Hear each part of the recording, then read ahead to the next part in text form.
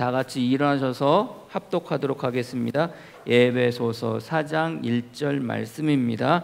합독하도록 하겠습니다. 그러므로 주 안에서 갇힌 내가 너희를 권하노니 너희가 부르심을 받은 일에 합당하게 행하여. 아멘. 자리에 앉으시기를 바랍니다.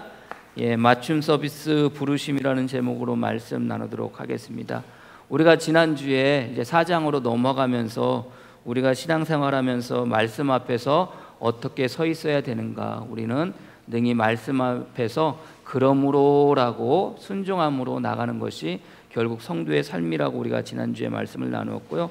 그렇게 반응하면서 살아야 되는 것이 우리들의 삶의 모습이라고 지난주에 말씀을 나누었습니다. 우리가 성도로 살아갈 때 우리에게 주어지는 하나님의 말씀 앞에서 그러므로 순종하면서 나갈 때 결국 우리의 모든 것들이 변하게 되어진다라고 더불어 또 말씀을 나누었고요. 그러면 우리가 그 말씀 앞에서 그러므로 그러므로 순종할 때 그것이 순종의 시작이고 축복의 시작이고 변화의 시작이라고 우리가 지난주에 말씀을 나누었습니다. 그러면서 마지막 부분에 합당하다는 말을 잠깐 나누었죠. 합당하다는 말에 어떤 의미라고 그랬습니까? 적당히 혹은 어울리다라는 의미라고 그랬잖아요. 그래서 적당히 어울리는, 그리고 적당하게 맞는 그런 의미로서 우리가 합당하다는 의미를 나누었고요. 더불어 또 그 합당하다는 의미 안에는 또 어떤 의미가 있다고 그랬어요? 경건한, 거룩한 의미가 있다라고 같이 말씀을 나누었습니다. 그래서 오늘 우리가 부르심에 어울리면서 살아간다는 것, 우리가 부르심에 합당하게 살아간다는 것. 바울은 지난주에도 말씀드렸지만 일반적인 것을 이야기하고요, 그 일반적인 것을 구체적으로 풀어갑니다. 1장부터 3장까지 우리가 예수 그리스도를 믿는 성도로서의 일반적인 것을 이야기하고 4장부터 그 어떻게 살아가야 될지에 대해서 구체적으로 풀어간다고 그렇게 말씀드렸잖아요. 그래서 이제 4장, 5장, 6장 이렇게 넘어가면서 특별히 이제 우리가 성도로서 살아가는 삶의 모습이 구체적으로 어떻게 살아야 될지에 대해서 가정에서 먼저 그것이 시작이 되어진다고 그랬죠. 그래서 남편과 아내, 아내와 남편, 남편과 그러니까 부모와 자식, 자식과 부모, 거기서 더 나가서 그 주인과 종된 관계로서의 어떻게 생활할지에 대해서, 어떻게 살아갈지에 대해서 구체적으로 이렇게 설명한다고 그랬잖아요. 오늘 성경의 말씀도 사실 이제 뭐라고 그래야 될까? 그 틀 안에서 지금 이제 말씀을 시작하고 있습니다. 4장 1절의 말씀처럼 너희가 합당하게 생활하라고 그러는데, 합당하게 행하라고 그러는데 어떻게 합당하게 하라는 거예요? 부르심에 받은 일에 합당하게 오늘 성경은 그렇게 행하라고 이야기하고 있다는 겁니다. 부르심에 받은 일, 오늘 본문의 말씀처럼 부르심을 받은 일에 합당하게 하라, 행하라, 그렇게 이야기하고 있습니다. 부르심에 받은 일이라고 이렇게 되어져 있어요. 이 합당하다는 게 어울린다는 말이라고 그랬잖아요. 조화된다는 거죠. 조화롭게 어울린다는 말이라고 그랬잖아요. 제가 오늘 예배를 드리면서 잘 하지 않는 넥타이와 시계를 이제 차고 나왔습니다. 넥타이하고 이렇게 했는데 여러분들 시계도 이렇게 찼거든요. 이렇게 겉으로 보시기에 좋아 보이십니까? 어울려 보이십니까, 여러분들? 제가 이제 이걸 잘 하질 않아요. 이게 어느 아는 분이 이제 저한테 이제 선물을 주시고 간 넥타이거든요. 선물을 받고 저는 이제 그런가 보다 이렇게 놔뒀다가 이제 궁금하잖아요. 선물 주셨으니까. 그래서 이제 놔뒀다가 제가 한 2-3일 정도 지난 다음에 이제 이 넥타이를 뜯어본 것 같아요. 뜯어봤더니 이게 그 박스에 H라는 표시가 이렇게 되어져 있는 거. 그래서 아니 이게 무슨 넥타이냐. 그래서 검색을 해보지 않았겠어요? 검색을 해보니까 이게 에르메스라는 넥타이. 에르메스 들어보셨습니까? 명품 중에서도 굉장히 위에 있는 그 명품이더라고요. 그래서 가격을 또 검색해보지 않았겠어요? 또 이게 넥타이가 하나가 30만 원이 넘어요. 어이구 세상에. 그 가격을 알고 나서부터 제가 이걸 잘 이렇게 차고 다니지 않아요. 어쩌다 한번 찰까 말까 합니다. 말씀드리는 게 또 이 시계도 이제 특별히 이제 시계를 차고 나왔는데요.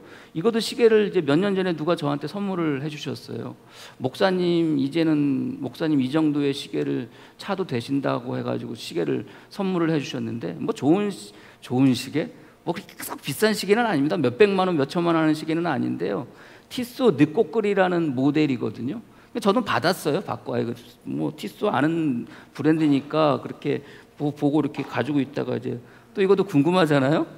가격을 검색해 보지 않았겠어요? 그래도 가격이 이게 뭐 만만치 않은 가격이에요. 50만 원이 넘어가는 가격이에요.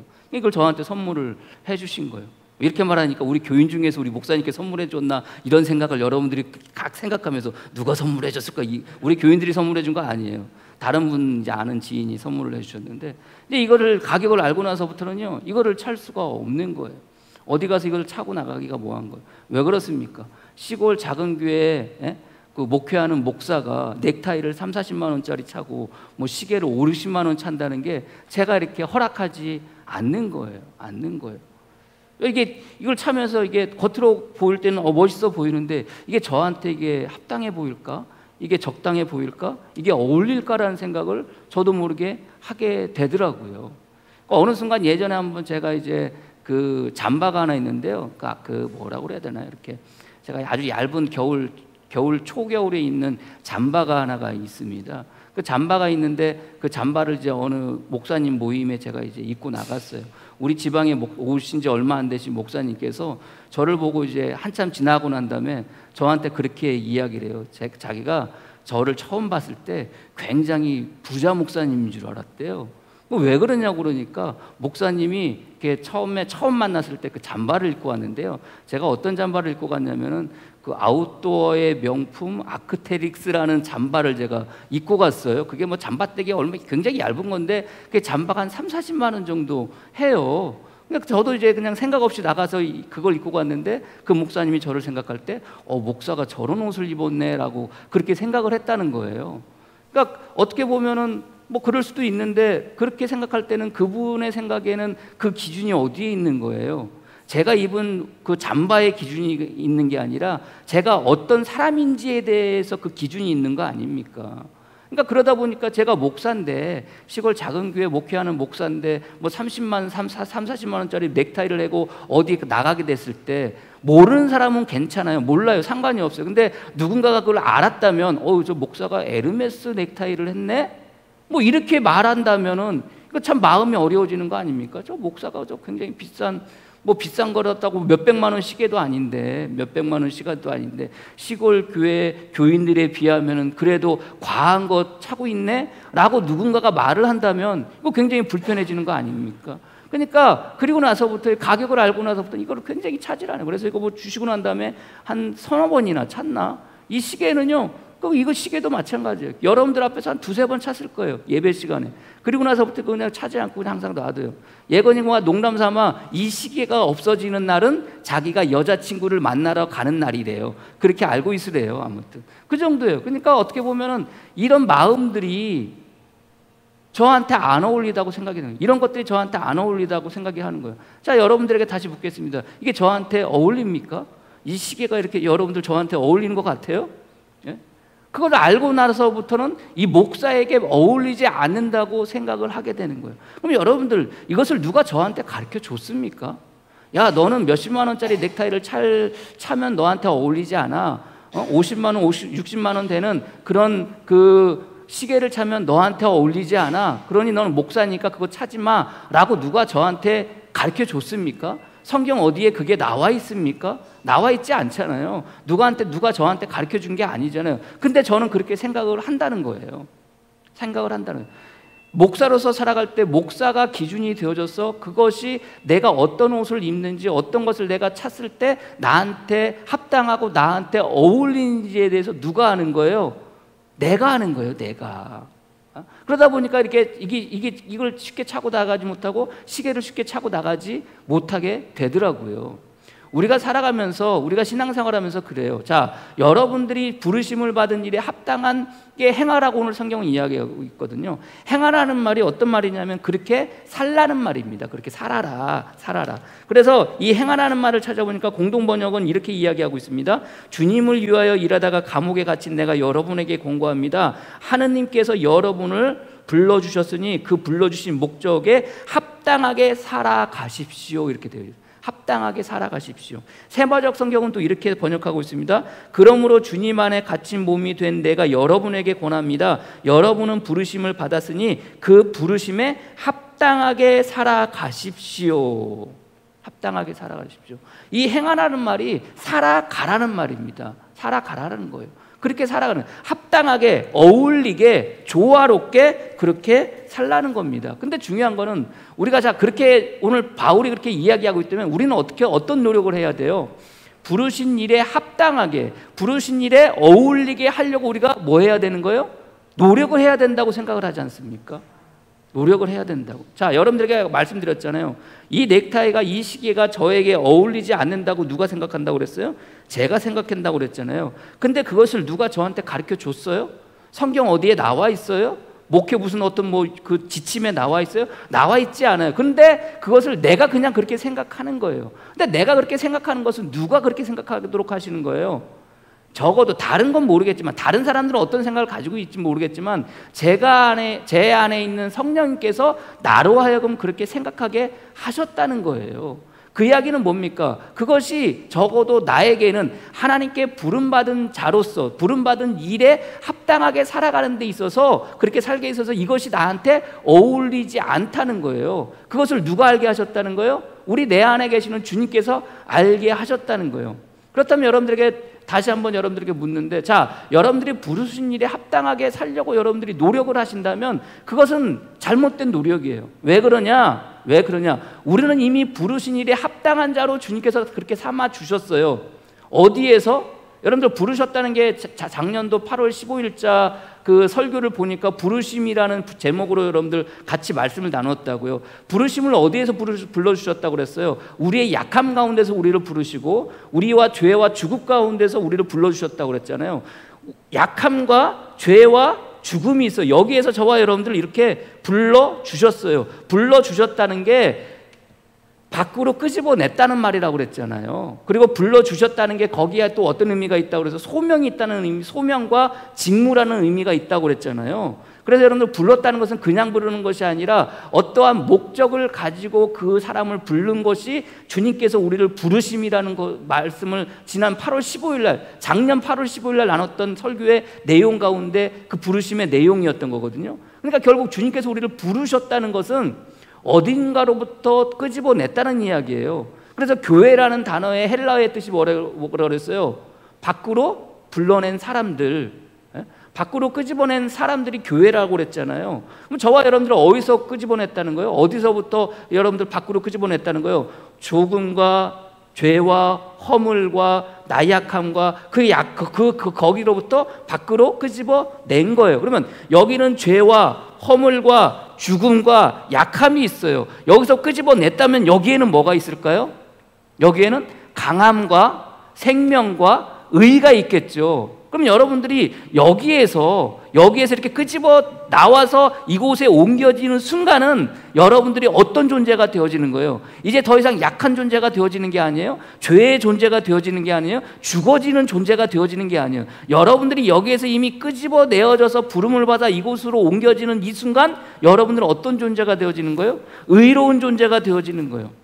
여러분들은 강한 존재가 되어지는 거예요. 여러분들은 생명의 존재가 되어지는 거예요.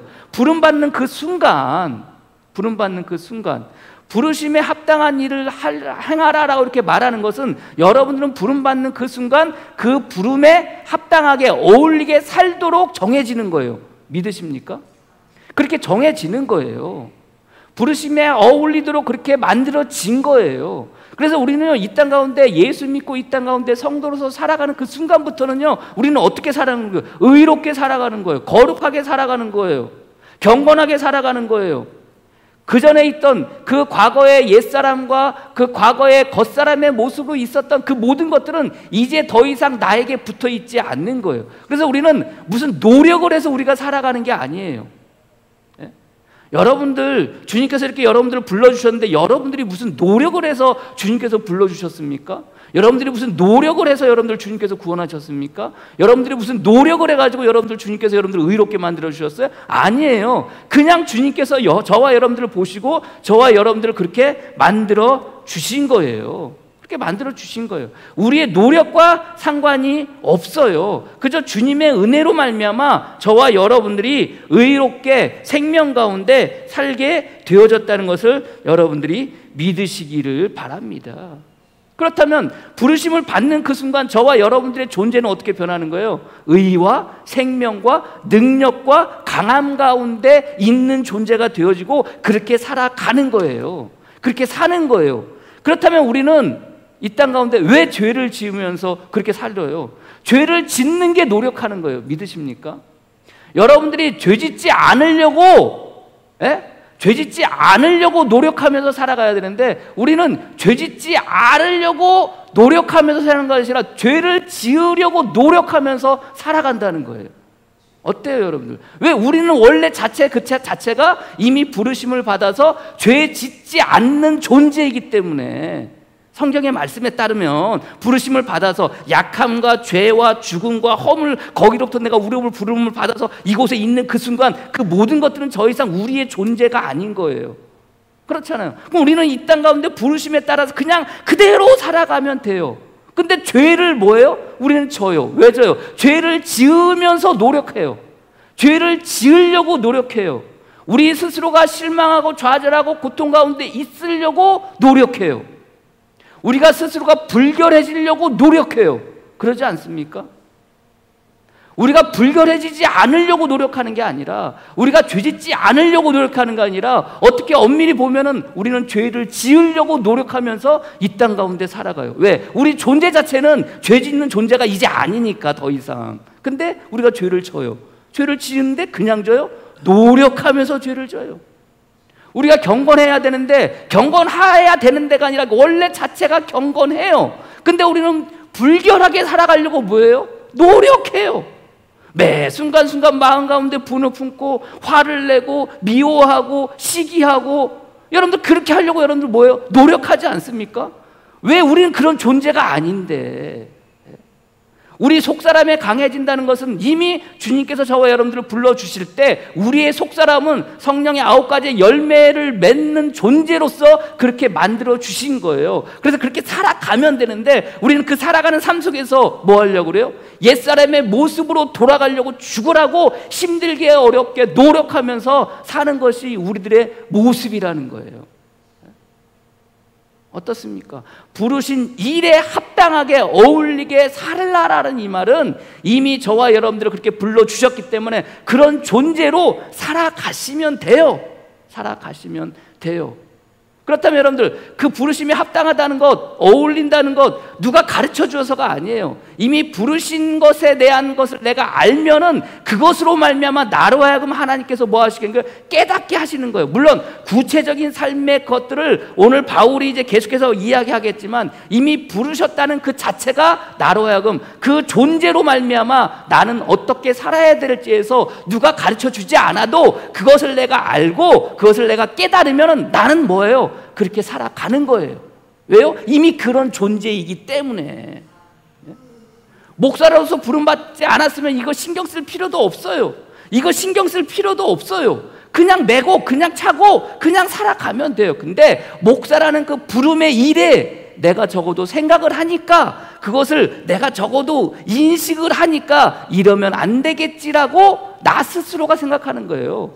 이게 맞다 틀리다가 문제가 아니라 적어도 나에게는 하나님께서 그렇게 주님께서 그렇게 마음 먹도록 하셨다고 생각을 하니까 그렇게 하려고 하는 거예요. 그래서 이것을 안 매려고 노력을 하는 거예요. 이것을 안 차려고 노력을 하는 거예요. 왜요? 그게 하나님의 부르신 일에 합당하지 않다라고 내가 생각을 하니까.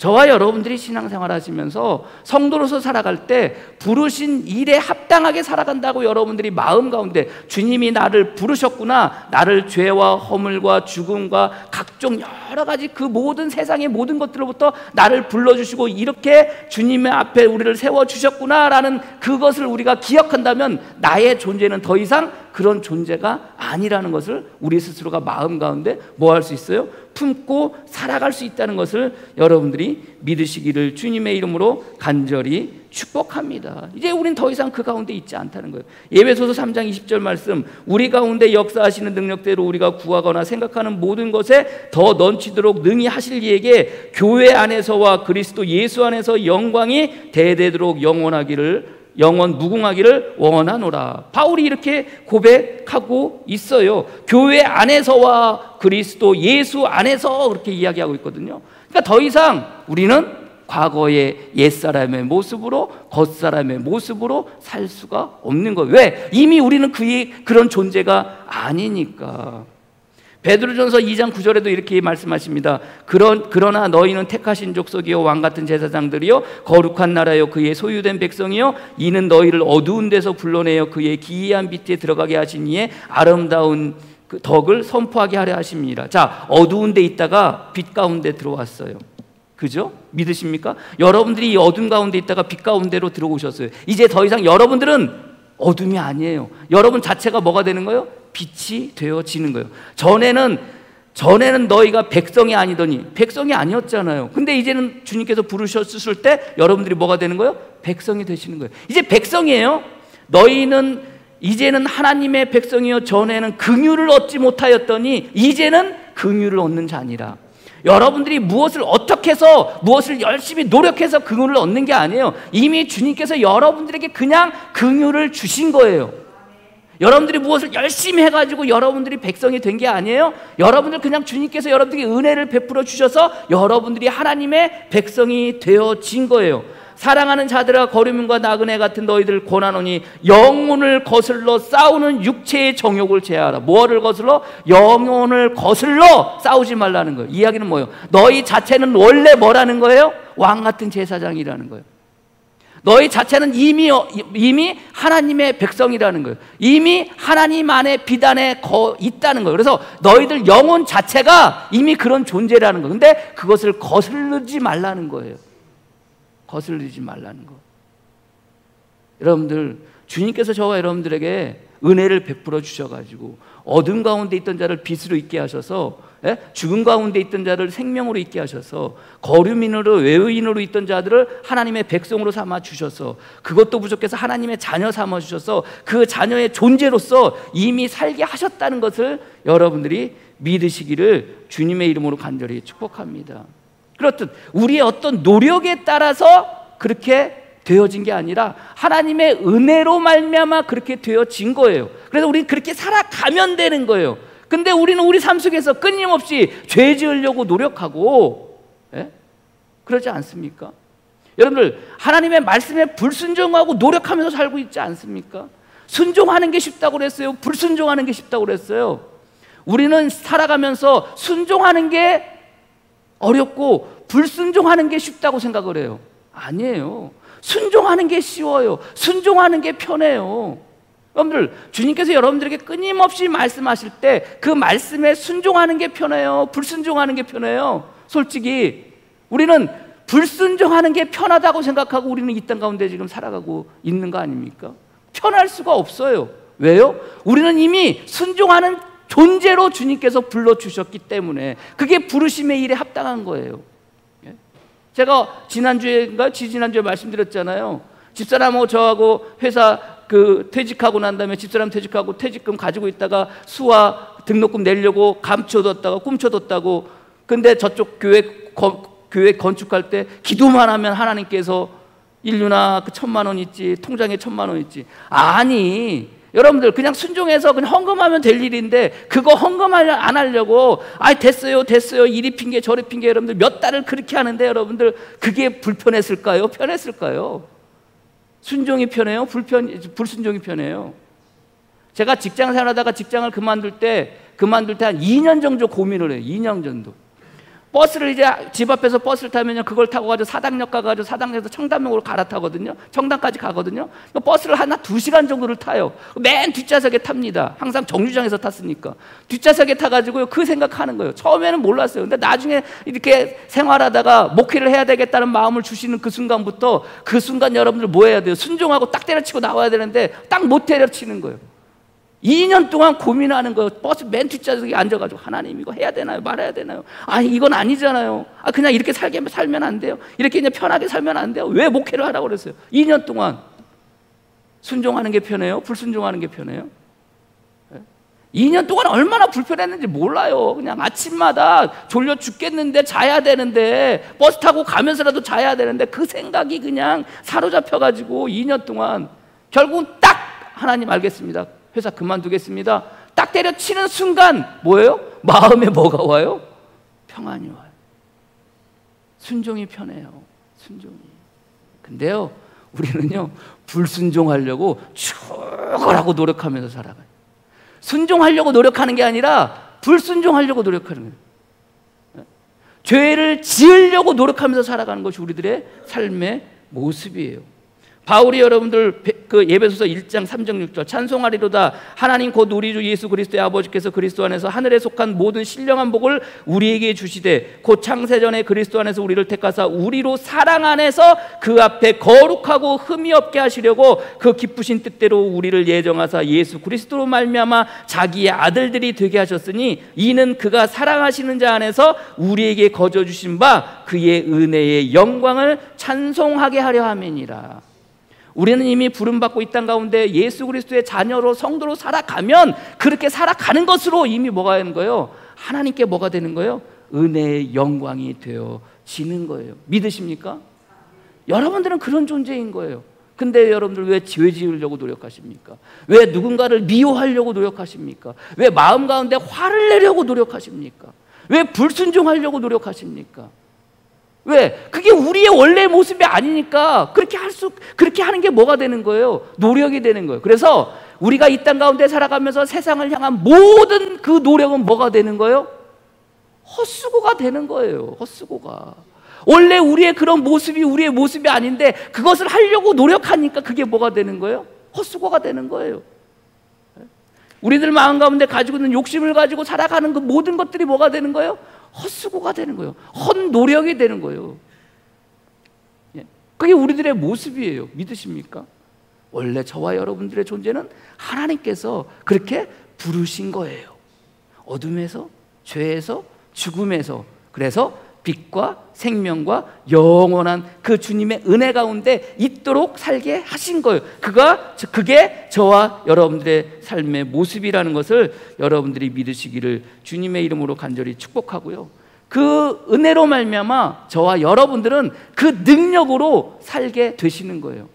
이 능력을 여러분들이 인정하셔야 되는 거예요. 주님이 내 안에서 역사하시는 그 능력을 여러분들이 인정을 하시는 거예요.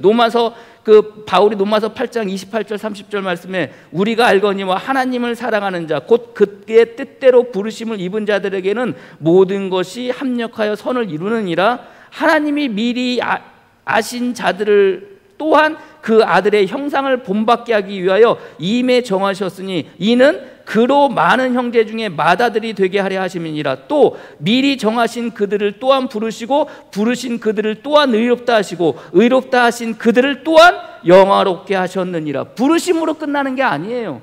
의롭게 하셔요. 의로심으로 끝나는 게 아니에요. 그 의로심을 통해서 누구를? 하나님을 영화롭게 하도록 저와 여러분들을 그렇게 불러주셨다는 거예요. 그 부르심으로 여러분들이 어떻게 이 땅 가운데 살아가시는 거예요. 여러분들의 삶을 통해서 누가 영광 받으시는 거예요? 하나님께서 영광 받으시는 거예요. 더불어 여러분들의 삶을 통해서 누가 의롭다고? 여러분들이 의롭다고 받는 거예요. 여러분들의 삶을 통해서 더불어 여러분들 누가 영화롭게 됐다고? 여러분들이 영화롭게 되어졌다고 말씀하시는 거예요.